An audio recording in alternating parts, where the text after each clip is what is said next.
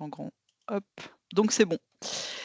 Donc juste vous rappeler, alors je pense qu'il y en a plein d'entre vous, vous le savez, mais rappelez que quand même, il y a des réflexes vraiment à avoir en ce mois de septembre. Alors on a déjà bien le mois de septembre est déjà bien entamé, donc effectivement, voilà, il est plus que temps, si c'est pas encore fait, de vous assurer que vous êtes prêts parce que, bon, le covid est là, mais ça, le covid est jamais vraiment le covid n'est pas devenu hivernal malgré notre espérance, mais voilà, il a été là même avant.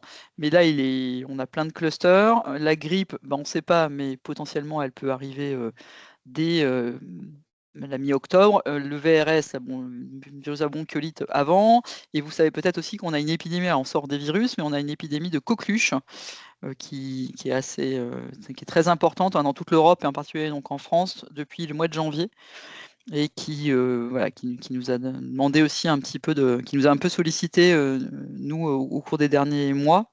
Et donc tout ça, bah, ça veut dire qu'il faut avoir des réflexes et une bonne réactivité sur tout ce qui est respiratoire, donc là, viral et pas que viral finalement, d'avoir les bonnes habitudes et les bonnes réactions par rapport aux risques infectieux transportés, on va dire, par voie aéroportée au sens large, que ce soit des virus, des bactéries finalement. Alors, ce que j'ai entendu ces derniers temps, alors pas que, hein, j'ai aussi des choses plutôt inverses, mais quand même, ce qu'on entend, c'est ah bon, le Covid, alors ça, je vous parle plutôt de la population générale, hein, ah bon, le Covid, ça existe encore. Parfois, des réflexions sur on a porté assez de masques comme ça, on en a marre. Ah bah, comme c'était du Covid, j'ai mis un masque. Eh ben, dommage, parce que peut-être que même si c'est pas du Covid, il faut en mettre un quand même. Ouais, on va en reparler. Et j'ai juste un rhume. Ouais, bah, j'ai juste un rhume, mais en fait, voilà, c'est pas très grave le rhume, mais quand je suis soignant, bah, ça n'empêche pas qu'il faut avoir un certain nombre de faut mettre en place, entre autres, le masque, on va en reparler. Vous le savez tout ça, mais voilà, ça, c'est des réflexions qu'on entend pas mal et on sent qu'il y a une espèce de c'est peut-être le retour de bâton post-pandémique, hein, mais que finalement, bah, ils ont pas tout le monde n'a pas, je ne vous dis pas que c'est une généralité, il y a aussi des gens au contraire qui ont pu jamais quitter leur masque, mais il y a quand même une espèce de relativisme, on va dire, en disant: «Ouais, je j'ai pas envie et du coup je porte pas forcément et en tout cas pas forcément à bon escient» et ça nous pose vraiment énormément de problèmes parce qu'on a l'impression qu'on n'a pas appris de cette pandémie et ça nous inquiète quand même passablement, pour, l'hiver qui vient, mais aussi, l'avenir des épidémies dans les années qui viennent.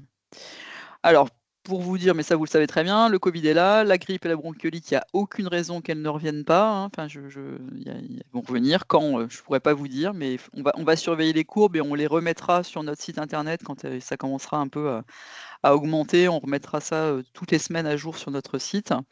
Il y a donc l'épidémie de coqueluche dont je vous parlais au début et puis vous savez bien qu'on va on va rentrer dans la période, toujours un peu plus chargée pour les épidémies. C'est la période automne-hiver parce qu'on sait très bien qu'il y a une plus forte circulation pour tout un tas de raisons, hein, de micro-organismes parce qu'on va tous rentrer chez nous. Là, il va commencer à faire plus froid, donc on va tous un peu plus, être à l'intérieur. Voilà, il va y avoir un certain nombre on va être un peu plus fragiles tous, un peu plus parce qu'il fait froid et du coup, on va être plus facilement malade et on va transporter un certain nombre de microbes. Juste vous redire pour ceux qui vous diraient que la grippe c'est rien, bah, en fait là j'ai retrouvé ce tableau d'un bilan de tous les des morts attribuables à la grippe, au cours des, 10 enfin entre 2011 et 2020. Bon, c'est très, très variable d'une année sur l'autre, mais vous voyez que ça peut monter quand même à 10 000 morts par an, enfin sur l'année 2012-2013 pour les 75 ans et plus, ce qui est quand même pas tout à fait négligeable et puis, moi j'aime bien rappeler, je rappelle parfois quand même que, le covid en France a fait, au moins 165 000 morts, qui est pareil et pas anodin. Alors oui, aujourd'hui, c'est plus tout à fait le même impact, mais faut essayer de s'en souvenir quand même pour garder, une bonne application des mesures, sur les infections respiratoires. Alors, c'est toute l'année en fait la prévention des infections respiratoires aiguës parce que c'est même hors de enfin le covid en tout cas c'est clair pour l'instant, il veut pas être hivernal, donc on en a un peu tout le temps et puis de toute façon vous pouvez avoir, des rhumes, des enfin il y a voilà, c'est pas réservé à la saison froide, même si c'est quand même beaucoup plus, répandu. Il y a plein de virus différents. Là, on va parler grippe, Covid, un peu bronchiolite, mais en fait, il y en a plein d'autres et en fait, ils sont tous contagieux de la même façon et ils peuvent tous être dangereux pour les gens fragiles. Ça, il faut pas, le simple rhume chez une personne très fragile, peut être très grave et il faut jamais oublier que voilà, on a en face de nous des gens qui ont pas le même niveau de défense, en fait, contre les microbes. Et puis il y a aussi quelques bactéries, puisque là je vais parler un tout petit peu de coqueluche. Et puis c'est pour tout le monde, c'est-à-dire que c'est, et les professionnels et les visiteurs et la population générale, tout le monde devrait prendre ça, davantage en main pour qu'on ait un peu moins de soucis. Alors vous savez bien, je me répète et vous c'est quelque chose que vous connaissez très bien. Pourquoi c'est particulier dans vos structures à vous en médico-social? Parce que c'est un lieu de vie et donc un lieu où les gens sont pas dans une chambre d'hôpital, ils sont, voilà, c'est là qu'ils vivent, ils ont des activités, qu'ils mangent ensemble. C'est un lieu très ouvert aussi, avec plein de visiteurs, des intervenants extérieurs, donc forcément plus d'entrées de microbes, plein d'activités collectives et ça, bah, voilà, hein, si on fait une partie de cartes ensemble, si on joue ensemble, si on chante ensemble, si on fait un repas collectif, on augmente énormément le risque de transmission. Le port de masque est quand même pas très facile pour les résidents, ça dépend, mais quand même ça peut être difficile, voire impossible. On a des personnes fragiles et il faut donc essayer de trouver un équilibre. Donc on a un risque épidémique qui est majeur, ça de toute façon c'est sûr. Mais comme on est aussi dans un lieu de vie, il faut trouver cet équilibre entre la prévention du risque infectieux, le respect du droit des gens, hein, du droit des résidents à aller et venir, et puis l'impact aussi que peut avoir les mesures sur leur équilibre psychologique. Et donc ça, évidemment, c'est un peu la quadrature du cercle, mais il faut trouver.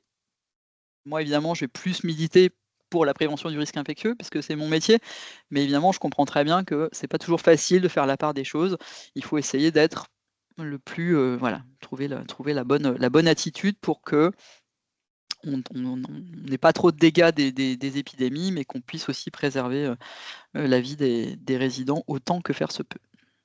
Alors déjà, première chose, c'est que, il faudrait tout le temps les appliquer, les fameuses précautions d'hygiène, les précautions standards, puisqu'en fait, effectivement, vous pouvez avoir des virus à peu près à n'importe quel moment et puis ça donne comme ça des bonnes habitudes. Ça, si on le fait tout le temps, ça finit par être dans quelque chose d'un peu naturel, de dire: «Oui, on fait de l'hygiène des mains par friction hydroalcoolique. Oui, on porte un masque dans certaines circonstances, à bon escient» et en particulier, là, je vais forcément insister sur l'hygiène respiratoire puisque c'est le sujet, d'aujourd'hui.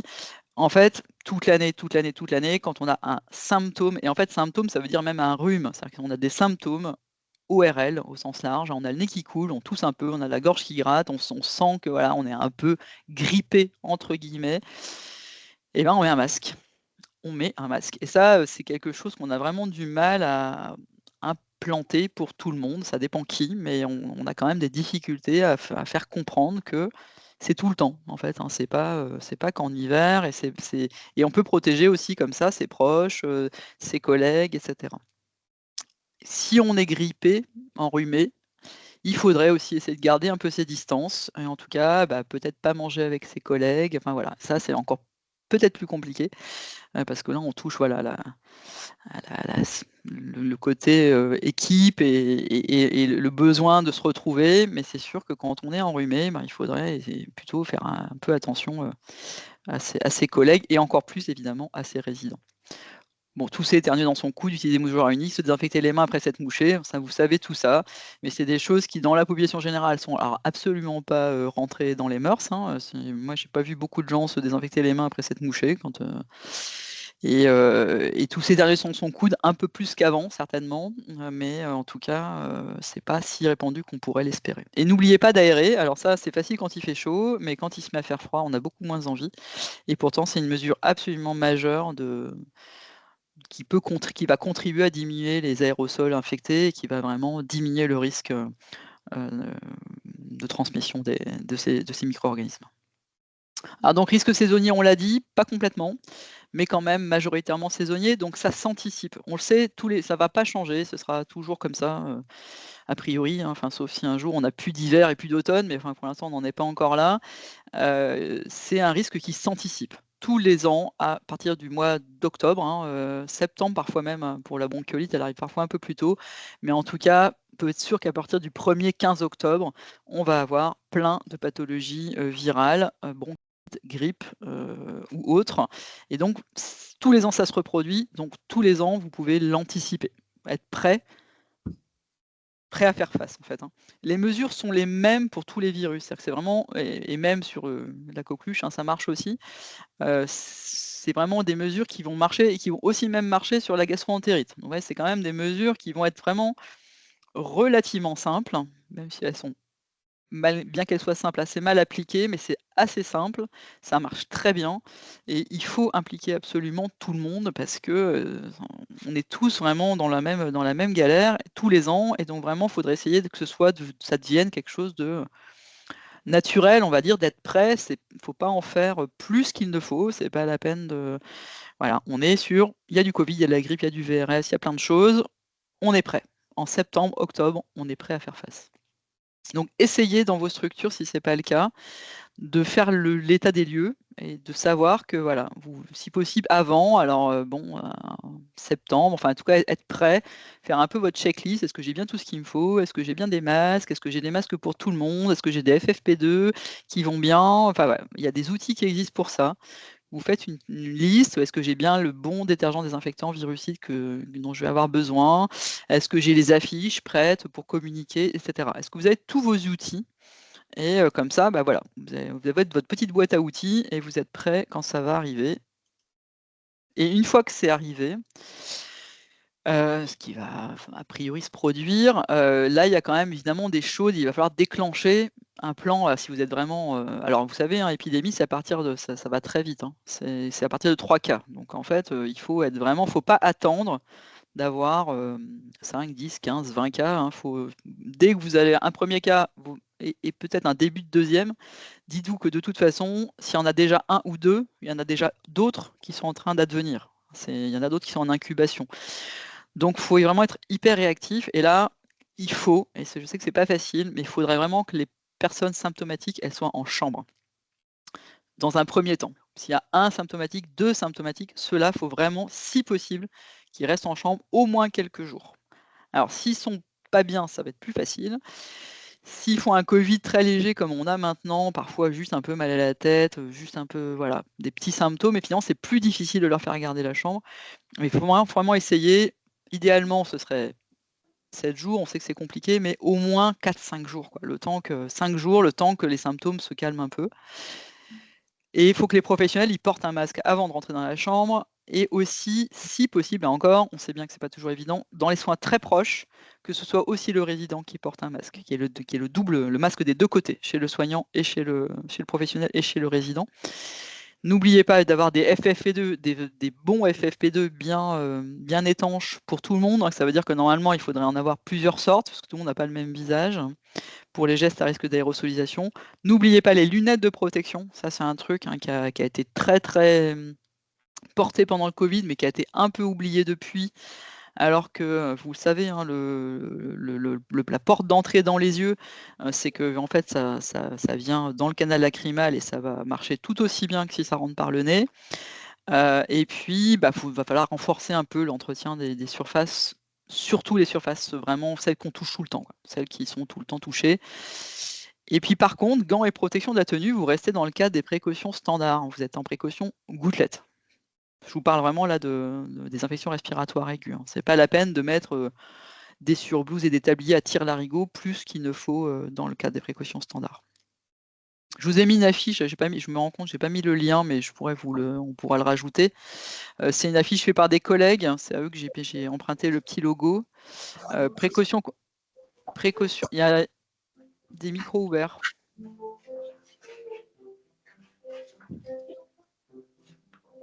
Est-ce que vous pouvez fermer vos micros? Merci.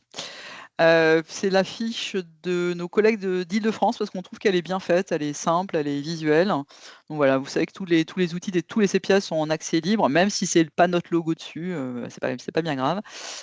Vous pouvez l'utiliser tout à fait librement si elle vous convient, parce que nous, on n'en a pas. On n'en a pas fait jusqu'à maintenant de fiches précautions complémentaires gouttelettes, donc n'hésitez pas à nous la demander ou à aller les chercher sur la base documentaire du REPIA si vous en avez besoin. Je me rends compte que j'ai pas mis par contre le lien vers nous, on a une fiche, que j'ai pas mise, que je rajouterai, une fiche, gestion d'épidémie, enfin gestion de cluster d'IRA en médico-social, qui vous récapitule tout ce qu'il faut, tout ce qu'il faut faire, tout ce qu'il faut mettre en place, et ça, je la rajouterai au diaporama.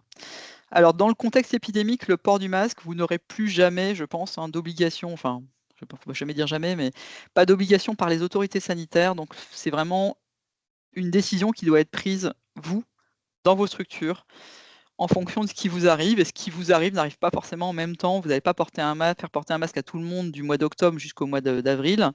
Donc, c'est vraiment plutôt en fonction de l'épidémiologie de votre structure. Ce qui va le mieux marcher, c'est la réactivité. C'est-à-dire le port de masque, c'est je commence à avoir j'ai une personne déjà qui a des symptômes dans mes résidents. Je vois bien que chez mes professionnels, voilà, j'en ai un qui est en arrêt. Enfin, il se passe des choses. Et ben là, on peut très très vite remettre le masque, au moins pour les professionnels dans un premier temps, en systématique. Parce que si vous attendez plus, honnêtement, c'est sûr que ça va avoir le temps de diffuser comme une traînée de poudre. C'est des virus ultra contagieux, en particulier le Covid. SARS-CoV-2, ça va très très vite. La grippe, moins, mais ça va quand même assez vite aussi. Donc c'est vraiment essayer, on sait que c'est pas marrant, on sait qu'on n'a pas envie de porter, voilà, il y a des gens qui n'ont pas envie de porter un masque en systématique, mais en fait, si vous réagissez très vite, eh ben, vous allez pouvoir arrêter votre cluster. Et du coup, ça va durer moins longtemps. C'est vraiment le principe, il est quand même. Rappelez-vous de l'exponentielle du Covid. Ça va vraiment, ça va pas aller, c'est pas juste un cas de plus tous les jours. C'est vous allez passer de 1 à 20 cas en très peu de temps. Et ça, c'est le port de masque, la réactivité sur le port de masque, c'est ça qui va marcher. Et après, ou en même temps, après, c'est vraiment des décisions de structure. Il faut aussi impliquer les visiteurs et les résidents dans la mesure du possible, évidemment, mais responsabiliser aussi les visiteurs. Mais les premiers responsabilisés, c'est les professionnels. Parce que c'est quand même eux qui vont transporter les virus d'une personne à une autre. N'oubliez pas les résidents, s'ils sont capables de comprendre, de les porter, il n'y a pas de raison de s'en priver. Et par contre, vous allez alléger les mesures quand l'épidémie est maîtrisée. Mais il faut être. Alors, c'est ça qui est compliqué, hein, c'est cette espèce de souplesse. C'est pas on va porter des masques pendant 6 mois ou 3 mois, c'est pas non plus on réagit trop tard et du coup, bah, on se fait un peu avoir.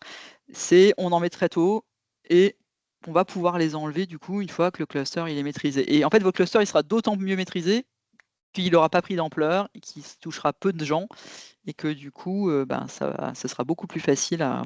Vous pourrez lever plus vite les mesures finalement. L'hygiène des mains, bah, c'est le moment de la renforcer encore, même si normalement elle devrait être déjà à un très bon niveau le reste du temps. C'est la friction qui marche le mieux. Ça marche surtout, et du coup là je sors du cadre, mais ça marche aussi sur sur les virus de la gastro-entérite aiguë. Et là pareil, impliquer tout le monde, hein. Visiteurs, résidents, professionnels, intervenants, extérieurs. Tout le monde va participer à la moindre diffusion dans l'environnement de toutes sortes de microbes. Ça marchera aussi sur les bactéries. Voilà, ça marche sur tout. Et essayer de le maintenir après la fin de l'épidémie, ce qui est là aussi pas toujours évident, mais voilà, essayer plutôt de maintenir un bon niveau de consommation de solutions hydroalcooliques. Alors pour les dépistages, essayez, si vous en avez, d'utiliser. Alors, le Haut Conseil avait dit plutôt PCR, mais gros inconvénient de la PCR, c'est quand même qu'il il faut le temps d'avoir le résultat. L'avantage des tests antigéniques, c'est que vous allez avoir un résultat beaucoup plus rapide et qu'il existe. Alors, ça a un coût, mais vous avez des tests antigéniques triplex, Covid, grippe, VRS, qui vont vous permettre de tout de suite savoir à quoi vous avez affaire. Et par contre, c'est pas la peine de tester tout le monde, hein.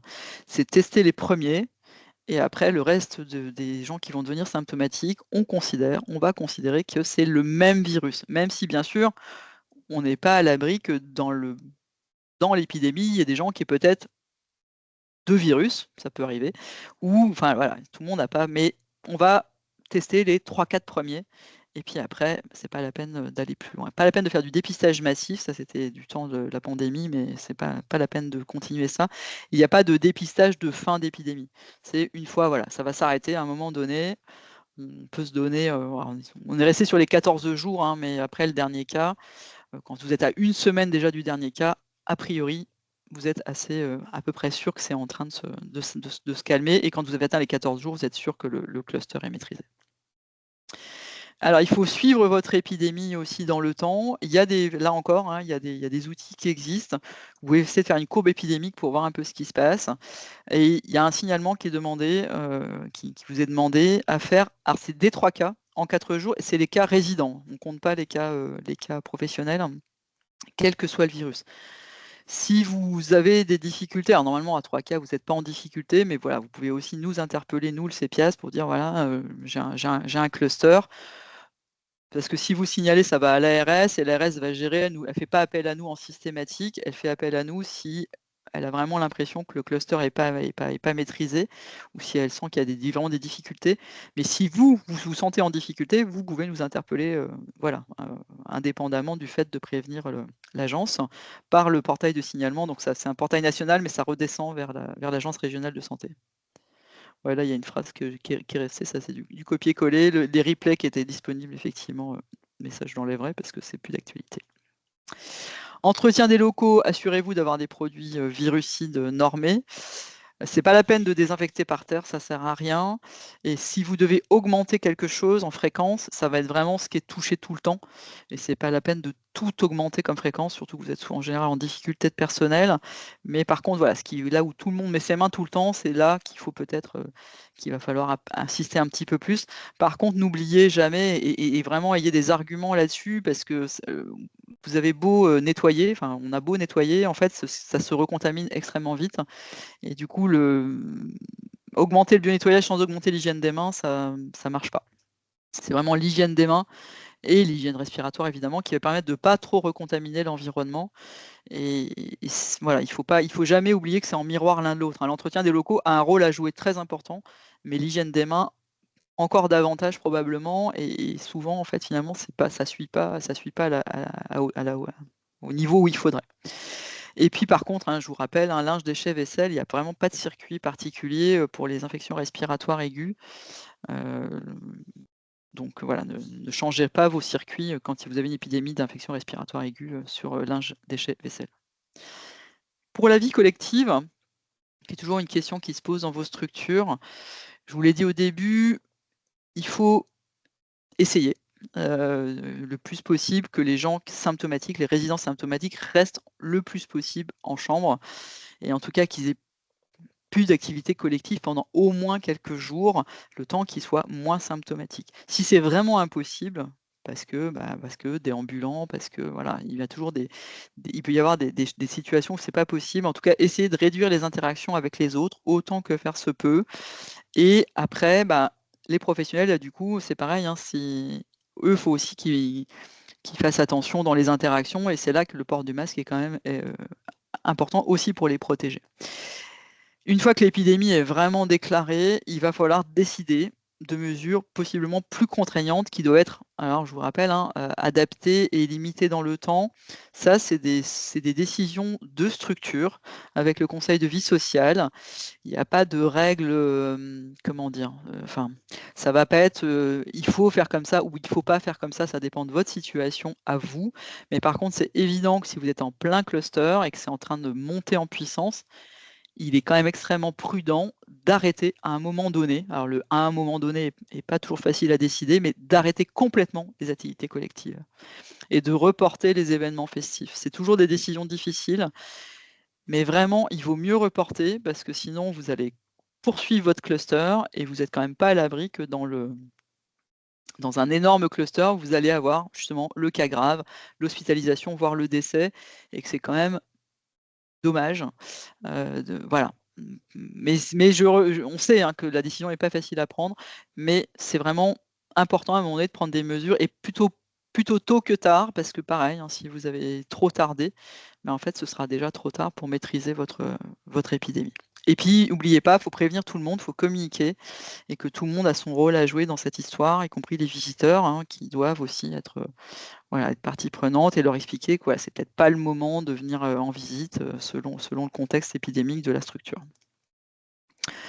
Alors, si les gens sont symptomatiques, ça dépend évidemment des symptômes. On ne va pas être en éviction dès qu'on a un peu le nez qui coule. S'ils sont très malades, de toute façon, ils ne seront pas en état de travailler. Et si vraiment ils sont très symptomatiques, ce serait mieux qu'ils restent à la maison quelques jours, les professionnels. Alors, on sait que c'est particulièrement compliqué parce que vous avez des ressources humaines déjà extrêmement en tension. Donc voilà, ça, on sait que vous faites aussi comme vous pouvez. S'ils sont maintenus en poste, il faut absolument porter un masque, mais vraiment en continu, et protéger les résidents, mais aussi ses collègues. Et après, si ça vous est possible, essayez quand même que la personne dont on sait qu'elle est, qu'elle est quand même assez symptomatique, ou même qu'elle a un diagnostic de Covid, de ne pas prendre en charge les patients, les résidents particulièrement fragiles. Après, c'est compliqué à organiser, mais c'est ce qu'on faisait, souvenez-vous, pendant le Covid, et ça marche plutôt bien. C'est-à-dire que voilà, on essaye quand même de faire un peu d'organisation des soins pour protéger les plus fragiles des fragiles. Après, on sait pas toujours, enfin voilà, les plus fragiles sont pas toujours repérables, mais si vous savez qu'il y a des gens vraiment très à risque, essayez de ne pas les mettre justement en contact avec le professionnel dont on sait qu'il a le Covid. Et puis, bien sûr, rappeler les mesures à tout le monde, hygiène respiratoire, les précautions standards en général, l'hygiène des mains. Alors, pour la vaccination, la campagne de vaccination grippe, elle est lancée dans un peu maintenant, elle sera lancée le 15 octobre. C'est une note normalement, alors si vous ne l'avez pas, on pourra vous l'envoyer. Normalement, vous devriez l'avoir reçue, en tout cas dans les directions, la note ministérielle sur la campagne de vaccination 2024, avec toujours la recommandation de, quand c'est possible, de coupler grippe-Covid. Voilà, il n'y a pas d'énorme évolution. Ils ne s'interdisent pas non plus, si jamais ils avaient une énorme épidémie de Covid qui démarrait là tout de suite maintenant, bon, c'est de peut-être commencer une campagne Covid de vaccination Covid un peu plus précoce. Mais voilà, vous avez la possibilité de coupler. Après, je vous ai juste mis quelques mots sur des nouveaux vaccins qui sont proposés. Donc il y en a quand même un certain nombre, puisque la Haute Autorité de Santé a sorti des recos sur la vaccination VRS pour les plus de 75 ans. Donc VRS, c'est le virus de la bronchiolite. Il y a aussi la vaccination pneumocoque qui n'est pas généralisable à tout le monde, mais il y a quand même pas mal de facteurs de risque, en particulier insuffisance cardiaque, insuffisance respiratoire, insuffisant rénaux, immunodéprimés. Ça peut faire déjà un peu de monde dans vos structures. Dans le contexte épidémique actuel de la coqueluche, il y a un renforcement de la vaccination, avec une proposition de vacciner, proposer la vaccination si la vaccination a plus de 5 ans, ce qui est le cas de beaucoup de gens. Et puis enfin sur le zonal, on sort complètement du sujet, mais vous savez qu'il y a une proposition, enfin il y a un nouveau vaccin qui est sorti, mais qui est actuellement pas remboursé. En fait, ça j'ai regardé avant de faire le webinaire, qui n'est actuellement pas remboursé en dehors de l'hôpital. Alors c'est pas très lisible, mais ce tableau, j'ai trouvé quand même plutôt bien fait pour ceux qui voudraient organiser leur vaccination et qui auraient des ressources peut-être autres que les médecins. Enfin, quelles sont les compétences vaccinales des autres professions. Voilà, ça c'est un tableau qui a été fait par l'Omedit Occitanie et qui redit qui a le droit de quoi en vaccination dans les professionnels de santé. Et puis voilà, d'une façon générale, faut communiquer. Communiquer et communiquer en particulier avec les familles, parce que eux aussi, ils ont un rôle à jouer. Eux aussi, il faudrait qu'ils portent un masque. Eux, il faudrait aussi qu'ils reportent leur visite s'ils ont des symptômes. Et ça, c'est toujours quelque chose voilà, qui n'est pas forcément toujours bien compris, mais qu'en fait, il vaut mieux ne pas venir. Si on a, si on n'est pas très bien, il vaut mieux attendre quelques jours et puis on viendra voir son père, sa mère ou sa grand-mère quand ça ira mieux.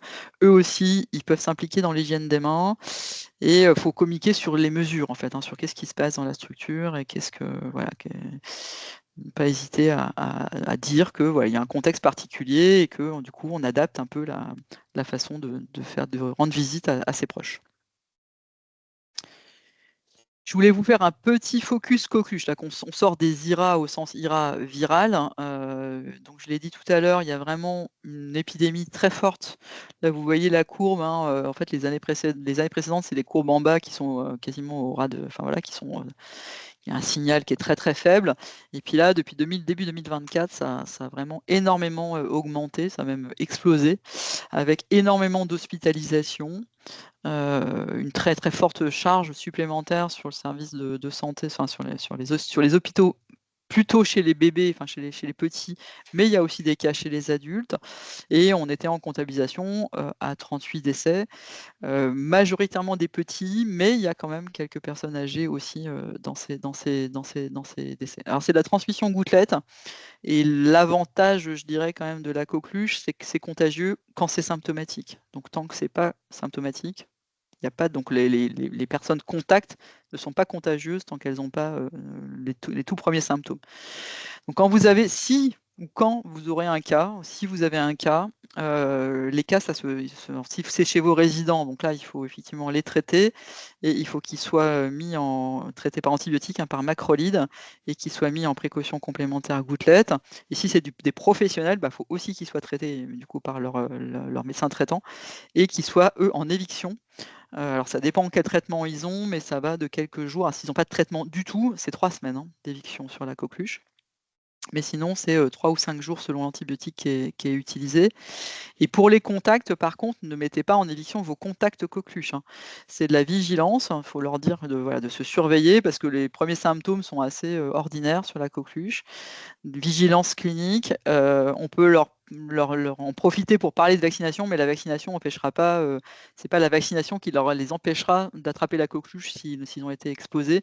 Par contre, ça peut être l'occasion de rappeler l'importance de la vaccination, et puis dans certains cas, il y aura une antibioprophylaxie qui sera proposée. Je ne détaille pas, tout est dans notre fiche que je vous mets quelques diapos après, tous les détails et tous les détails peuvent être trouvés dans différents documents qui ont été proposés. On a une page dédiée coqueluche sur notre site internet.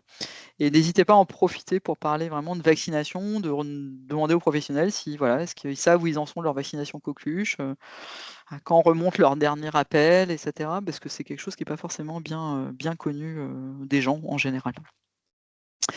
Alors, il y a nos collègues du CRATB, le Centre de référence en antibiothérapie, qui ont fait cette affiche qui est vraiment pensée comme une affiche grand public de promotion de la vaccination coqueluche. Donc voilà, je vous ai mis le lien. Donc si jamais vous en avez besoin ou voilà, si vous voulez l'utiliser dans vos structures, n'hésitez pas.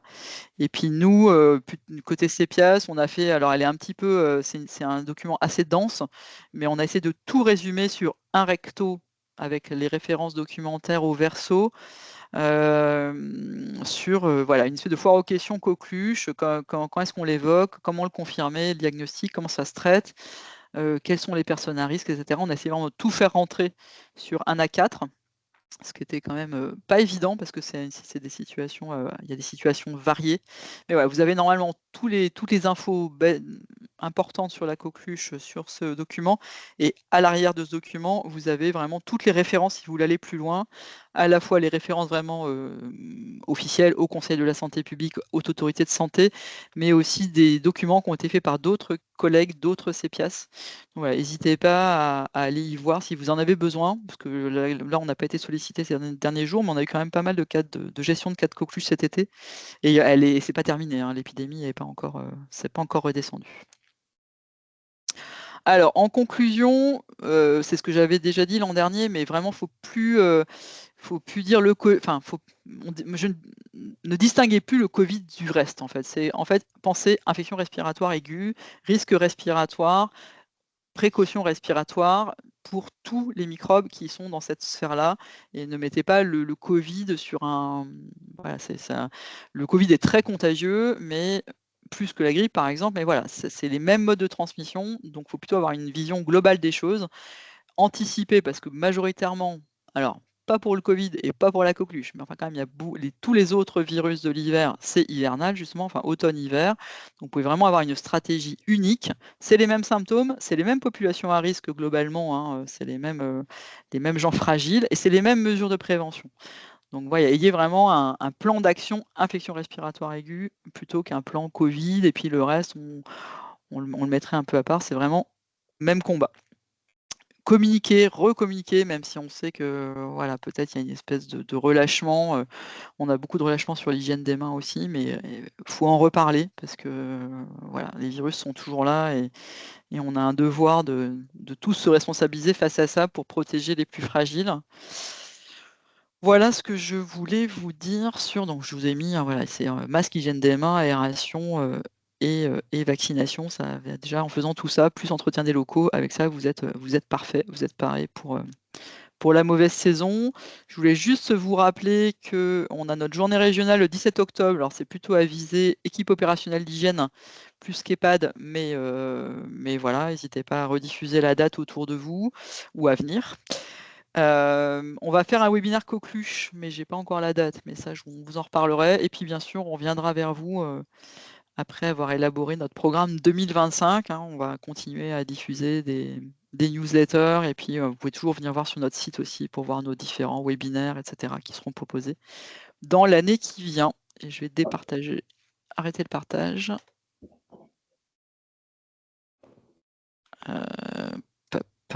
Voilà. J'ai arrêté le partage et voilà, si vous avez des questions ou des difficultés ou des besoins, n'hésitez pas à nous en faire part maintenant si vous le souhaitez.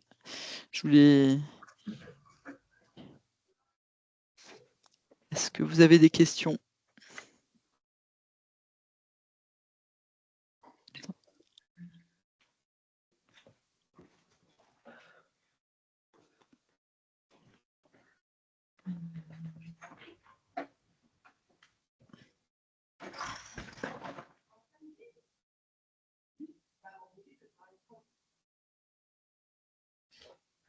Pas de questions?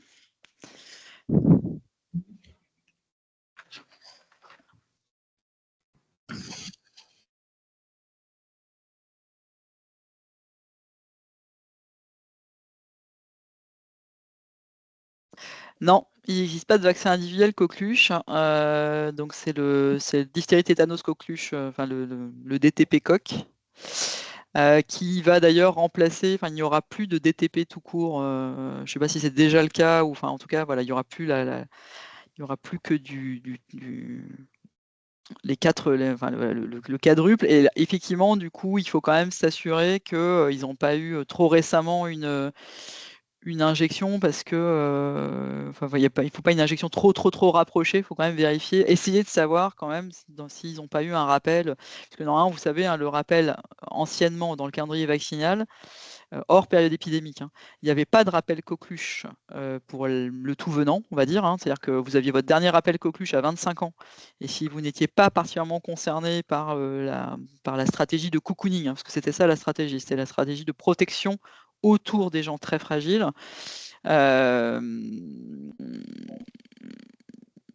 Et donc il y avait que c'était du diphtérie tétanos polio. Il y avait pas, on faisait pas de rappel coqueluche. Et donc ça, c'était, vous savez, c'est le rappel tous les 20 ans, puis tous les 10 ans. Et maintenant, donc ce rappel contiendra la valence coqueluche. Donc il y aura, et puis après, il y a toujours la protection qui était recommandée autour des gens fragiles, hein, de cette stratégie de cocooning. Mais les recommandations, enfin le calendrier vaccinal pour l'instant n'a pas changé. Ce qui a changé là, c'est des recommandations dans le cadre de l'épidémie, de proposer plus volontiers des vaccinations si la dernière injection date de plus de 5 ans, parce qu'on sait que ce vaccin, en fait, le vaccin coqueluche ne protège pas plus de... Alors, il y a des données contradictoires, mais a priori, en tout cas pas plus de 8 ans, c'est sûr. Et probablement qu'au bout de 5 ans, en fait, il y a vraiment une baisse d'immunité. Donc là, c'est vraiment, on est dans ce contexte particulier, et ça ne veut pas dire que le calendrier vaccinal va être modifié. Mais en tout cas, il n'y a pas de valence, effectivement, coqueluche toute seule. Ça n'existe pas. Alors, les cas contacts de coqueluche à partir du symptôme du cas index.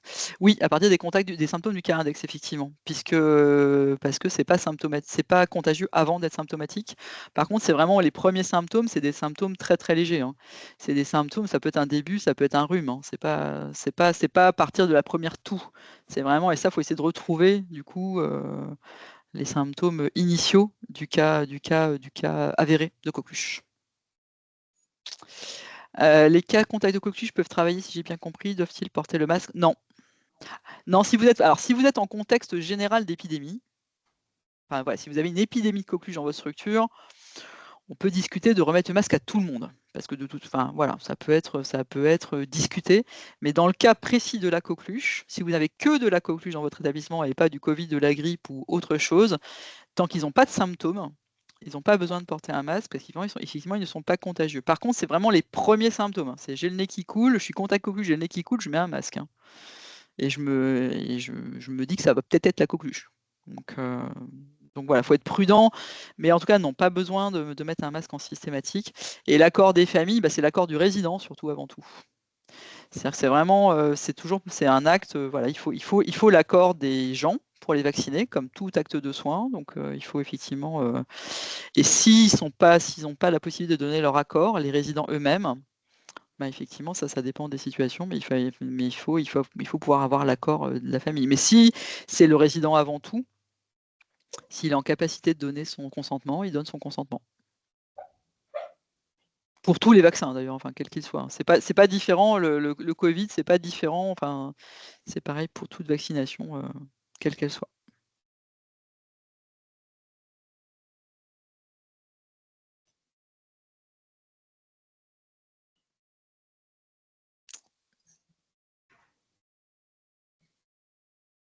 Est-ce qu'il y a d'autres questions? Après, je rajouterai après, j'ai bien noté, hein, je rajouterai notre fiche infection respiratoire aiguë dans le diaporama. Si vous avez vraiment la moindre, voilà, difficulté, vous pouvez toujours si vous avez un début de cluster, et voilà, vous pouvez toujours nous contacter pour demander si ce que vous avez mis en place, c'est bien ce qu'il faut faire. Et puis, n'oubliez pas de signaler vos clusters à l'ARS à partir de 4 cas, de 3 cas, 3 cas en 4 jours.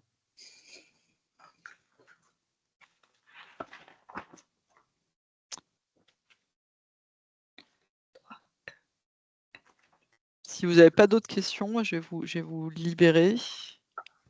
Sauf si voilà, il y a encore une dernière. Pas de regret.